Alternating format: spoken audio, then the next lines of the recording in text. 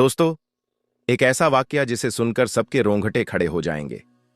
एक गांव में एक बेवा गरीब मां की 4 बेटियां बिन शादी के पेट से कैसे हो गईं? इन बच्चों के बाप कौन हैं?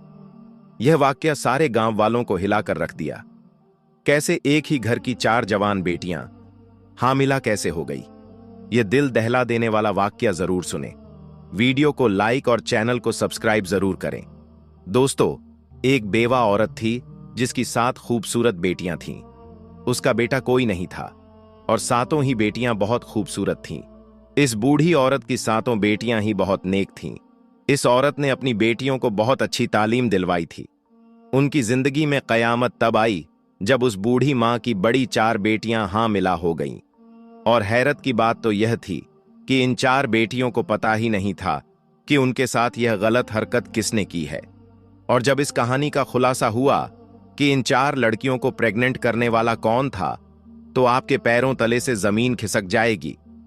कहानी कुछ यूं है कि एक बादशाह का दरबार लगा हुआ था और बादशाह अपने दरबार में बैठा सभी फरियादियों की फरियाद सुन रहा था। इन्हीं लोगों के बीच एक बूढ़ी औरत रोती हुई आई, जिसके चेहरे पर उदासी छाई हुई थी। बादशाह बूढ़ी औरत के चेहरे की तरफ देखकर कहने लगा कि अम्मा, आपको क्या परेशानी है? इस बूढ़ी औरत ने दरबार में चारों तरफ देखा तो खामोश हो गई। वजीर गुस्से से बोला कि ऐ अम्मा, आप बताइए, आपकी परेशानी क्या है? आप इधर उधर क्या देख रही हैं? आप अपनी परेशानी बताइए ताकि हम इसका हल निकाल सकें। बूढ़ी औरत बादशाह से रोकर कहने लगी कि बादशाह सलामत, मेरा जो मसला है वो मैं सबके सामने नहीं बता सकती। मैं सिर्फ आप अकेले को ही बताऊंगी, क्योंकि मैं बेवा औरत हूं, मेरा कोई बेटा नहीं है और मैं अपनी 7 बेटियों के साथ अकेली रहती हूं।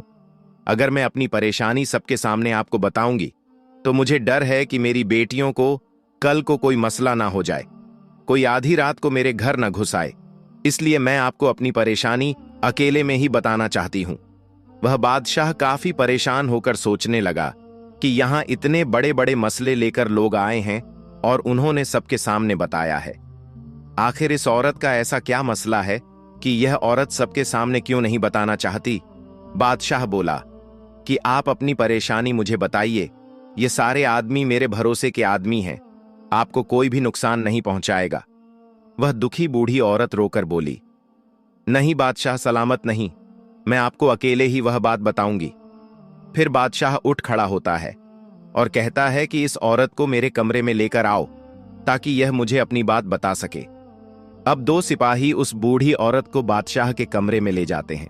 बूढ़ी औरत जब अंदर आती है तो बादशाह उसे कहता है कि ऐ अम्मा, अब बताइए कि आपकी क्या परेशानी है। वह बूढ़ी औरत बादशाह के कदमों में गिरकर रोने लग जाती है। बादशाह कहता है कि अम्मा, आप मुझे बताइए कि आखिर बात क्या है। मेरा दिल बैठ जा रहा है कि ऐसी कौन सी बात है जिसके लिए आपने मुझे अकेले बुलाया।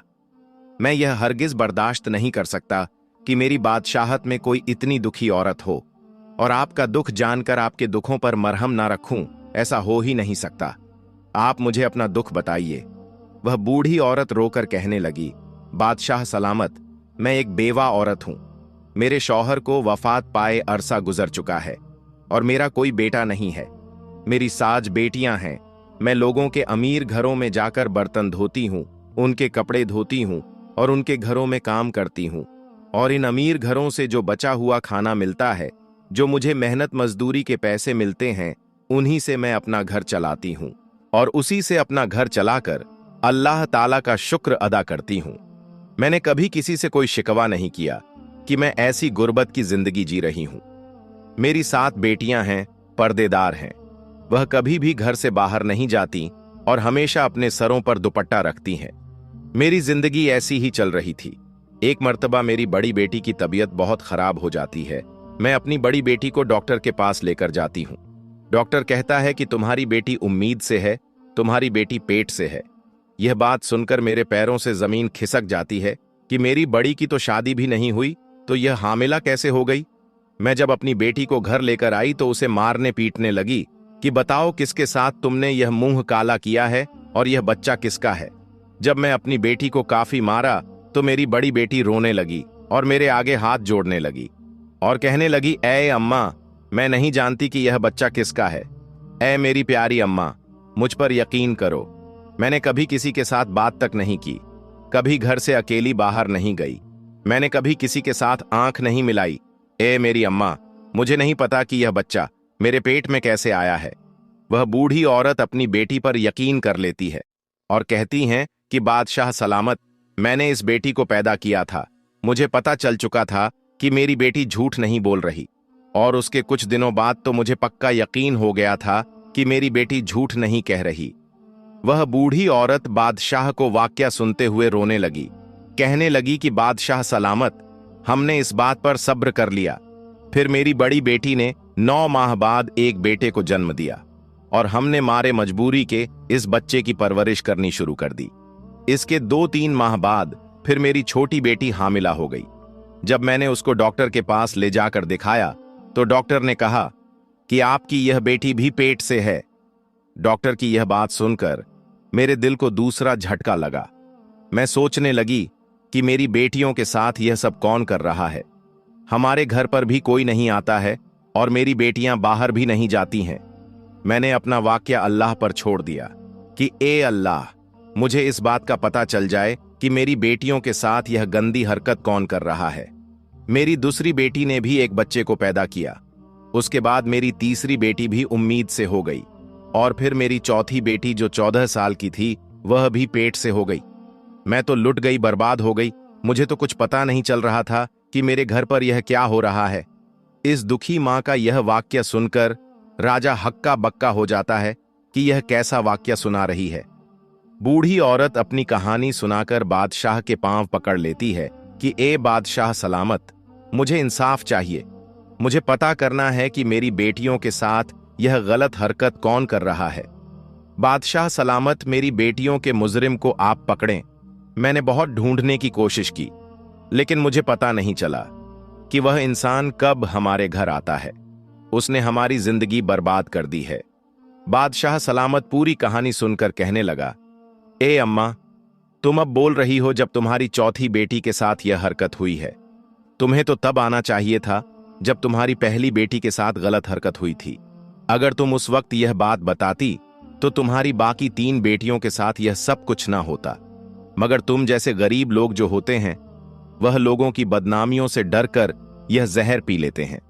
फिर वही जहर तुम्हारे अंदर काटता रहता है, और जब बात तुम्हारी बर्दाश्त से बाहर हो जाती है, फिर तुम लोग आकर बताते हो कि यह मसला हो गया है। और अम्मा, तुम भी उन लोगों में से हो जो अब आई हो। वह बूढ़ी औरत अपनी गलती तस्लीम करती है कि मुझे पहले आना चाहिए था, लेकिन अब मैं आ चुकी हूं। जो कुछ हो गया सो हो गया, लेकिन अब मेरी बेटियों के मुजरिम का पता लगना चाहिए कि वह कौन है। बादशाह सलामत बहुत ही नेक दिल और मेहरबान थे। कहने लगे कि अम्मा, अब तुम घर जाओ। अब यह परेशानी तुम्हारी नहीं है, अब यह परेशानी मेरी है, और मुझसे बर्दाश्त नहीं होता कि मेरी सल्तनत में कोई औरत इतनी दुखी हो। कोई दरिंदा गरीब औरत पर जुल्म कर रहा है, और मैं चैन की नींद सो लूं तो मेरे बादशाह होने पर लानत है। इसलिए आप अपने घर जाइए, अब यह परेशानी मेरी है। वह बूढ़ी औरत वहां से खामोशी से अपनी चादर लपेटे हुए वहां से बाहर आ गई और अपने घर चली गई। अब बादशाह सलामत वहां से निकलकर वापस आकर बैठ गए और बाकी तमाम लोगों के मसाइल सुनने लगे। लेकिन बादशाह का ध्यान उसी औरत की तरफ था कि उस औरत को इंसाफ मिलना चाहिए। बादशाह लोगों के मसाइल सुनकर जब फ्री होता है तो वह अपने कमरे में वजीर को बुलाता है। वजीर जब बादशाह के चेहरे पर आई परेशानी देखता है तो वह पूछता है कि ऐसी कौन सी बात कर गई है वह बूढ़ी औरत जिसकी वजह से आप इतने परेशान हो गए हैं। बादशाह कहने लगा कि मेरी सल्तनत में ऐसे ऐसे लोग हैं जो इतना बड़ा गुनाह करते हैं और यह भी नहीं सोचते कि उनका गुनाह जब हमारे सामने खुलेगा तो हम उन्हें सख्त सजा देंगे। वजीर भी परेशान होकर बोला कि बादशाह सलामत, बता दीजिए कि क्या मामला है। फिर बादशाह सलामत इस वजीर को सारा वाकया बता देता है और कहता है कि कोई दरिंदा है जो इस औरत के घर पर दीमक की तरह लग गया है, और इस दरिंदे शख्स का इतना मन बढ़ चुका है कि वह इस बेवा औरत की 4 बेटियों को इस दरिंदे ने हामिला कर दिया है, और इस बूढ़ी औरत की 3 बेटियों को बच्चे भी पैदा हो चुके हैं, और छोटी बेटी इसकी हामिला है। इस बूढ़ी औरत की बाकी 3 बेटियों की इज्जत को भी खतरा है। हमें पता लगाना होगा कि इस बूढ़ी औरत के घर कौन आता है, किस वक्त आता है। इसके बाद बादशाह सलामत और वजीर सोचने लग जाते हैं कि इस बात का कैसे पता लगाया जाए। थोड़ी देर बाद वजीर कहता है कि ए बादशाह सलामत, मेरे मन में एक तरकीब आई है। बादशाह कहता है कि जल्दी बताओ, कौन सी तरकीब है? वजीर कहता है कि ए बादशाह सलामत, दीवारों के भी कान होते हैं, इसीलिए मैं आपके कान में यह बात बताऊंगा। तो वजीर बादशाह सलामत के कान में कुछ कह देता है, यानी कोई तरकीब बताता है जो बादशाह सलामत को भी पसंद आ जाती है। इसके बाद वह वजीर एक बकरी लेकर इस औरत के घर पर चला जाता है। रात के तकरीबन 9 बज रहे होते हैं। वजीर इस बूढ़ी औरत के घर चला आता है। बूढ़ी औरत वजीर को देखकर कहती है कि ए वजीर, आप इस वक्त मेरे घर पर क्या कर रहे हैं? वजीर बोला कि जो परेशानी आप बादशाह सलामत को बात कर आई है, इस बात से बादशाह सलामत बहुत ही परेशान है। बूढ़ी औरत बोली कि आपके हाथ में यह जो बकरी है, आप इसका क्या करोगे? वजीर बोला कि आप मुझे अपने घर के अंदर आने दीजिए, इसके बाद मैं आपको बताऊंगा कि मैं क्या करना है। अंदर आकर वजीर बूढ़ी औरत से कहने लगा कि आज हम इस बकरी का चारा बनाकर उस दरिंदे को खिलाएंगे। बस तुम लोग कुछ भी मत बोलना और चुप करके देखते रहना कि वह दरिंदा कैसे पकड़ा जाएगा, इसलिए आप तमाम लोग आराम से सो जाएगा। अगर हमारा यह काम कामयाब हो गया तो पता चल जाएगा वह दरिंदा कौन है। इसके बाद वजीर इस बकरी को लेकर घर की छत पर चला जाता है और घर की छत पर इस बकरी को बंद देता है और फिर चुपके से इस घर से बाहर चला जाता है। और वजीर जाते हुए इस बूढ़ी औरत और उसकी बेटियों से कहता है कि आप लोग आराम से सो जाएगा, ये मत सोचिए कि आप लोगों को किसी तरह का कोई नुकसान पहुंचेगा। और वजीर 2 सिपाहियों को बोल देता है कि इस बूढ़ी औरत के घर के आसपास पहरा लगाओ। वजीर बूढ़ी औरत और उन लड़कियों को तमाम बातें समझा देता है कि तुम्हारे घर में ऐसी कोई भी आवाज नहीं आनी चाहिए जिससे पता चल जाए कि हमने जाल बिछाया हुआ है। उसके बाद वजीर बादशाह के पास महल में चला जाता है। बादशाह इस बात को लेकर काफी परेशान होता है। बादशाह वजीर से कहता है कि ए वजीर, तुमने इस बकरी को वैसे ही पहुंचा दिया है ना जैसे हम चाहते थे? तो वजीर बोला कि जी बादशाह सलामत, मैंने उस बकरी को वहीं पर बांध दिया है और अपने मकसद के मुताबिक मैं सारा काम कराया हूं। वजीर कहने लगा कि ए बादशाह सलामत, अब आप भी सो जाइए। बादशाह कहने लगा कि मैं कैसे सो सकता हूं, वह मजलूम औरतें हैं, उन पर जुल्म हो रहा है। मुझे उस वक्त तक नींद नहीं आएगी जब तक मैं उस जालिम शख्स को पकड़ के उसकी सजा ना दे दूं। बहरहाल जब आधी रात का वक्त आता है तो उस बूढ़ी औरत के घर के आसपास एक साया सा लहराता है।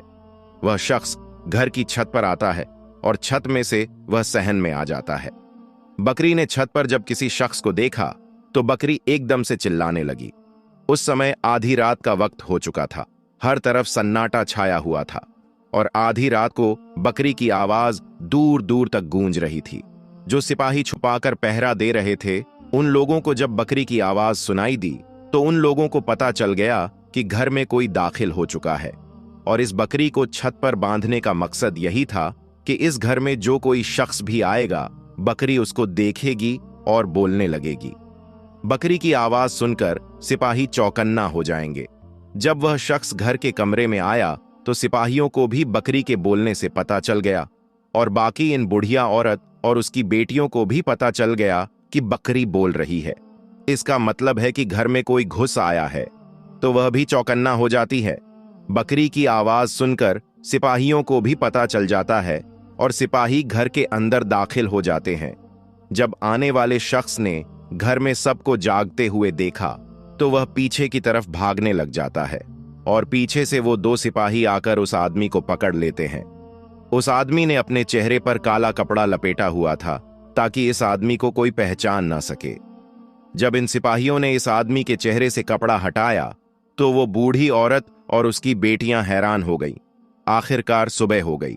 बादशाह का दरबार लगा हुआ था और वह आदमी घुटने टेक कर बादशाह के सामने बैठा हुआ था। इस आदमी के हाथों को हथकड़ियां लगी हुई थीं। उस वक्त इस आदमी का चेहरा ढांपा हुआ था। फिर वह बूढ़ी औरत और उसकी बाकी 7 बेटियां भी आ जाती हैं। बादशाह सलामत, बाकी तमाम लोगों को बाहर भेज देते हैं। अब सिर्फ वह मुजरिम, बादशाह सलामत और वजीर और बूढ़ी औरत और उसकी 7 बेटियां वहां पर मौजूद थीं। बादशाह सलामत उस शख्स से कहने लगा कि क्यों भाई, अब इतना तो बता दे कि तुझे मेरा खौफ क्यों नहीं रहा कि जब तेरा यह जुर्म पकड़ा जाएगा तो तुम्हारी सजा मौत से कम नहीं होगी। बादशाह सलामत इन सिपाहियों से कहता है कि इस आदमी के चेहरे से नकाब हटाया जाए ताकि मैं भी तो देखूं कि मेरी सल्तनत में इतनी हिम्मत किसकी हो गई है जो इस मजबूर बूढ़ी औरत की 4 बेटियों को हाँ मिला कर दे। जब इसके चेहरे से नकाब हटता है तो वह बूढ़ी औरत करीब आकर उसके मुंह पर थूक देती है और कहती है कि ए दरिंदे इंसान, तुझे शर्म नहीं आई? बेटियां तेरी बेटियों के जैसी हैं, ये तेरी सगी भतीजी हैं, इनके साथ तुमने ऐसी गंदी हरकत क्यों की है? और जो चाचा होता है वह बाप के समान होता है। तुझे शर्म नहीं आई अपनी सगी भतीजियों के साथ ऐसा करते हुए? भतीजी क्या बेटी क्या, यह तूने क्या जुर्म कर दिया है? बूढ़ी औरत अपने देवर के चेहरे पर थप्पड़ मारती है और बादशाह गुस्से से कहता है कि अगर कोई गैर होता तो हम समझते, लेकिन तुम तो सगे चाचा हो, बाप की तरह हो, तुम्हें शर्म नहीं आई? तुम्हें गैरत नहीं आई? अरे चाचा, जब उनके बाप इस दुनिया में नहीं थे तो चाचा की जिम्मेदारी थी कि अपनी भतीजियों का ख्याल करता, उनके रिश्तों की फिक्र करता, और तुम चाचा ही डाकू बने रहे। इसके बाद भी वह शख्स कहने लगा कि ए बादशाह सलामत, मैं इन लड़कियों का चाचा हूं, यह हमारे घर का मामला है, आप हमारे घर के मामले से दूर रहें। बादशाह सलामत अपनी तलवार निकालकर उसके सर के ऊपर रख देता है और कहता है कि सच सच बताओ, तुमने ऐसा क्यों किया? तब उसे शख्स के चेहरे पर खौफ आता है और वह बताता है कि ए बादशाह, हम 2 भाई थे, मेरा भाई मुझसे बड़ा था, मेरे भाई की तो शादी हो गई, उस वक्त मेरी शादी नहीं हुई थी।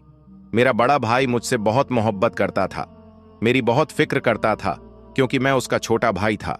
लेकिन जब मेरे बड़े भाई की शादी हुई और उसकी बेटियां हुईं, उसके सर पर तमाम जिम्मेदारी आ पड़ी, तो मेरे भाई का ध्यान मुझसे कम हो गया और अपने घर वालों पर ज्यादा हो गया, और तब मेरे भाई का ध्यान मुझ में से हटने लगा और अब वह सारा ध्यान अपनी बीवी और बेटियों पर देता था।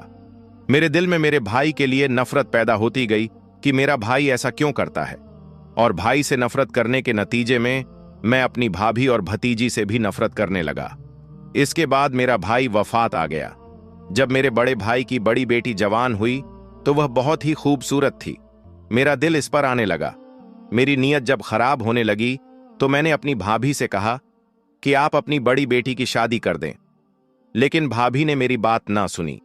मेरी भतीजी जवान थी, उनकी शादियां नहीं हो रही थीं, खूबसूरत भी थी। जब मैं अपनी भतीजियों को देखता था तो मेरे दिल में गंदगी पैदा हो जाती थी।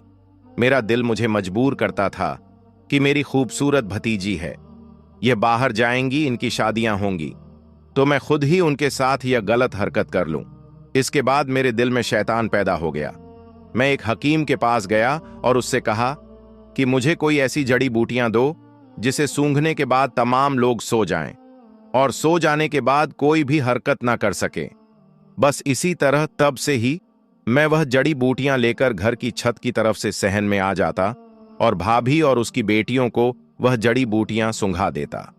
उनको सूंघने से वह 4-5 घंटों के लिए बेहोश हो जाती थी और जिसके साथ मैंने बदकारी करनी होती थी उसके साथ बदकारी कर लेता था और फिर उसको उसी हाल में छोड़ देता था जिससे उसको पता ही ना चले। उसको वैसे ही कपड़े पहने देता और फिर मैं घर वापस आ जाता। और जब मेरी भतीजी सुबह उठती थी तो उनको मालूम भी नहीं होया था कि उनके साथ क्या हुआ है, और यही काम मैं कई सालों से कर रहा था। लेकिन अगर मैं उस वक्त छत पर बकरी को देखकर समझ जाता कि यह बकरी मुझे चारा बनाने के लिए बांधी गई है तो मैं वापस चला जाता। मैंने सोचा कि मेरी भाभी ने दूध लेने के लिए यह बकरी खरीदी है और छत पर बांध रखी है। मैंने उस वक्त बकरी की तरफ ध्यान ही नहीं दिया, मेरा ध्यान तो बदकारी की तरफ था। इसके बाद जब वह शख्स अपना सारा गुनाह मान लेता है, अपना जुर्म तस्लीम कर लेता है, तो बादशाह सलामत वजीर को इशारा करता है। वजीर अपनी तलवार निकालकर उस शख्स का सर उसके धड़ से अलग कर देता है, जिसके बाद उसका जिस्म थोड़ी देर के लिए तड़पता है और फिर सजा के तौर पर ठंडा हो जाता है। इस तरह इस दरिंदे शख्स को, इस जालिम चाचा को सजा मिल जाती है। फिर बादशाह सलामत इस बूढ़ी औरत की तरफ देखकर कहता है कि ए अम्मा, अगर आप मुझे बता देती तो आपकी बाकी 3 बेटियों को यह दुख न झेलना पड़ता, लेकिन मेरा आपसे वादा है कि आपकी इन 4 बेटियों को वह खुशियों में दिलवाऊंगा। बादशाह सलामत अपने सिपाहियों में से 4 सिपाही, जो बहुत ही समझदार और सुलझे हुए होते हैं, उन 4 सिपाहियों से इन 4 लड़कियों की शादी करवा देता है और बहुत सारा मालो दौलत और पैसा भी साथ देता है। इसके बाद वह बूढ़ी औरत रोकर बादशाह का शुक्रिया अदा करती है। बादशाह सलामत कहता है कि अब आप बेफिक्र हो जाएं। जब आपकी बाकी 3 बेटियां जवान हो जाएंगी तो आप मुझे बता दीजिएगा, मैं उनके लिए भी कोई अच्छा सा लड़का देखकर उनका रिश्ता करवा दूंगा। तो दोस्तों, यह थी एक इंसाफ पसंद बादशाह की कहानी और ऐसे दरिंदे चाचा की कहानी जो चाचा बाप की तरह होता है। इस कहानी से एक सबक भी सीखने को मिलता है कि अगर किसी पर किसी तरह का भी कोई जुर्म हो रहा है, कोई मजलूम है, तो उसको अपने हक के लिए आवाज उठानी चाहिए। अगर वह शख्स कमजोर रहेगा और बाकी दुनिया वालों के डर से खामोश रहेगा तो दुनिया उसको नोच कर खा जाएगी। दोस्तों, इस वीडियो को आगे भी जरूर शेयर कर दें और आपको बता दें कि हमारे इस चैनल पर सबक आमोज कहानियां अपलोड की जाती हैं, इसलिए चैनल को सब्सक्राइब करके वीडियो को एक लाइक जरूर करें। अल्लाह हाफिज।